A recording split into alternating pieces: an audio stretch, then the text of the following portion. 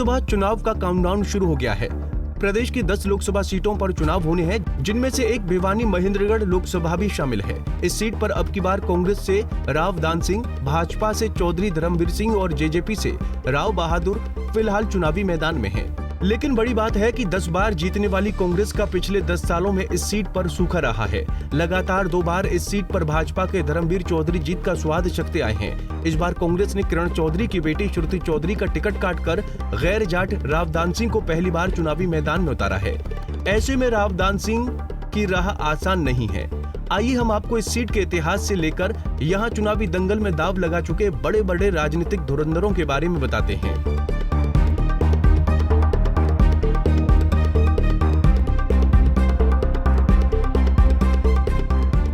यहाँ सन 1952 से लगातार लोकसभा चुनाव हो रहे हैं। भिवानी में पहला सांसद सन 1977 में बना था। इस क्षेत्र की पहली महिला सांसद चंद्रावती बनी थी।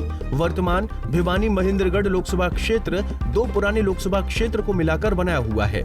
इस क्षेत्र ने कई बड़े कद्दावर नेता देश और प्रदेश को दिए हैं। 2 पूर्व मुख्यमंत्री भी इस क्षेत्र से रहे हैं। हालांकि राजनीतिक रूप से दोनों पूर्व मुख्यमंत्री चौधरी बंसीलाल और वीरेंद्र सिंह एक दूसरे के कट्टर विरोधी रहे हैं। बंसीलाल केंद्रीय रक्षा मंत्री, परिवहन और रेल मंत्री पद तक पहुंचे तो महेंद्रगढ़ लोकसभा क्षेत्र से पूर्व मुख्यमंत्री वीरेंद्र सिंह के अलावा राव इंद्रजीत सिंह और राव राम सिंह भी केंद्र में बड़े ओहदेदार मंत्री रहे हैं। ये क्षेत्र राजनेताओं का पसंदीदा रहा है। वहीं हरियाणा की राजनीतिक राजधानी के रूप में भी विख्यात रहा है। हरियाणा के तीनों लाल पूर्व उप मुख्यमंत्री ताऊ देवीलाल, पूर्व मुख्यमंत्री चौधरी भजनलाल ने अपने बेटों और पोतों को यहीं से चुनाव लड़ाकर राजनीति की पीएचडी करवाई। वहीं पूर्व मुख्यमंत्री बंसीलाल का ये गृह क्षेत्र है। पूर्व मुख्यमंत्री बंसीलाल हरियाणा के सबसे लंबे समय तक मुख्यमंत्री रहे।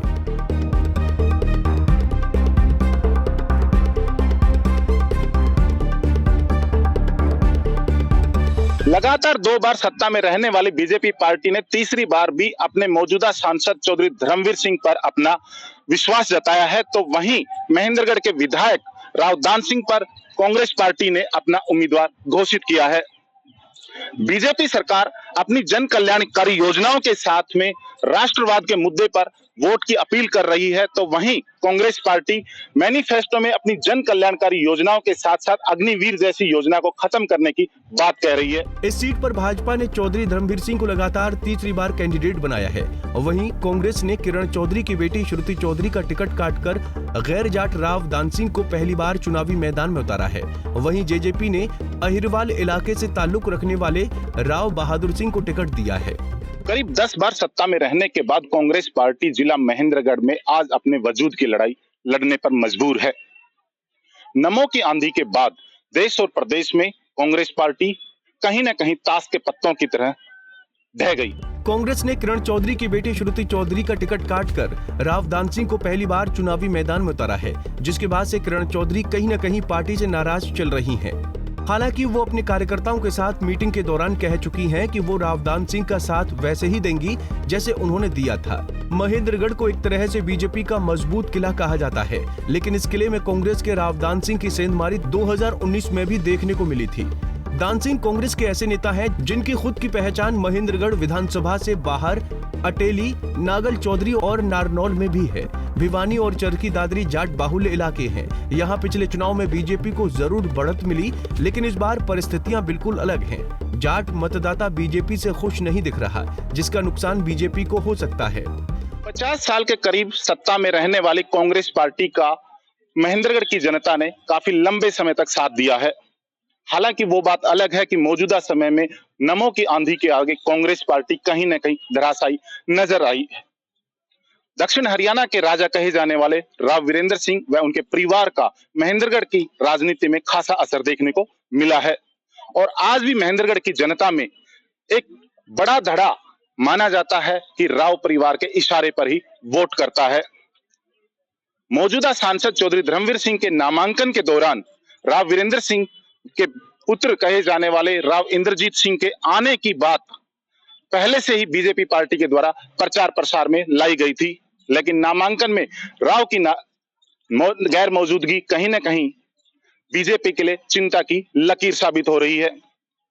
हालांकि अभी राव इंद्रजीत सिंह ने वीडियो जारी कर आने वाली 13 मई को चौधरी धर्मवीर सिंह के पक्ष में वोट करने की बात कही है, तो वहीं कांग्रेस पार्टी के लिए भी राव के द्वारा महेंद्रगढ़ के जनता में कांग्रेस पार्टी के अलावा बीजेपी के लिए वोट करना कांग्रेस के लिए कहीं न कहीं चिंता की लकीर उभर सकती है।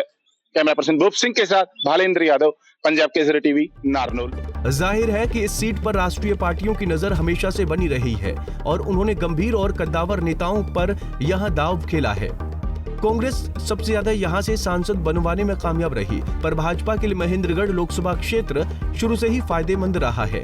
जनसंघ के जमाने से ही यहां भाजपा जीत चकती आ रही है और पिछले 10 साल से तो कांग्रेस को भाजपा की काट नहीं मिल पा रही है। हालांकि कांग्रेस के भाजपा के अलावा कई पार्टियां समय समय पर अपनी ताकत दिखाते हुए संसद में अपने प्रतिनिधि भेजने में भी कामयाब हुए, लेकिन इस बार कौन सा उम्मीदवार अपनी जीत दर्ज करवा पाएगा, ये 4 जून का नतीजा आने के बाद भी पता लग पाएगा। नारनौल से भालेंद्र यादव, पंजाब केसरी टीवी। हमसे जुड़े रहने के लिए हमारे YouTube चैनल को सब्सक्राइब करें और नई वीडियो की नोटिफिकेशन के लिए बेल आइकॉन को दबाएं। अगर आप ये वीडियो Facebook पर देख रहे हैं तो लाइक जरूर करें और ज्यादा से ज्यादा शेयर करें। धन्यवाद।